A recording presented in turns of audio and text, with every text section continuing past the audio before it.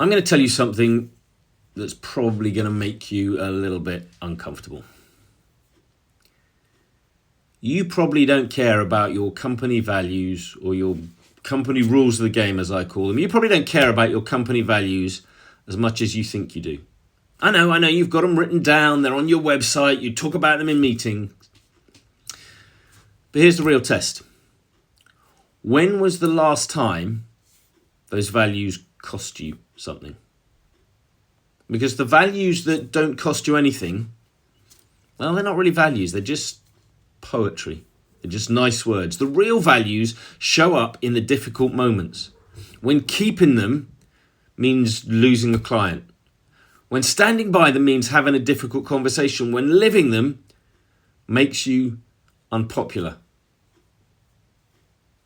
And I see this quite often with leaders. They say they value transparency, but they actually withhold information because having a difficult conversation about that information is complicated.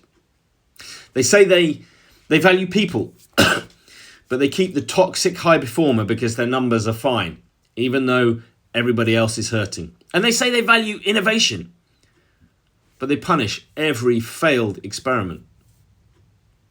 The gap between stated values and lived values is where your culture actually is. And your team sees that gap. They see it clearly. They know exactly which values are the real values, the ones which aren't just decoration. They know what really matters. And here's what happens when you don't live the values you talk about. You lose all credibility. Slowly at first, and then completely. People stop believing what you say. They stop trusting your decisions. They start treating your value statements like corporate wallpaper, which is exactly what they probably are. Something to just talk about in meetings and pretend with, but ignore mostly. And you can't get that trust back by talking about the values more. You can't get it back by just bringing them up again in meetings. You have to live them.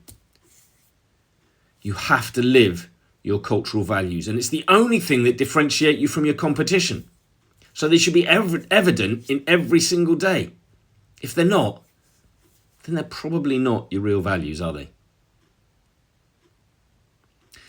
So challenge yourself this week to look at your values, the ones you claim matter the most, and ask yourself, when was the last time living those values actually cost you something?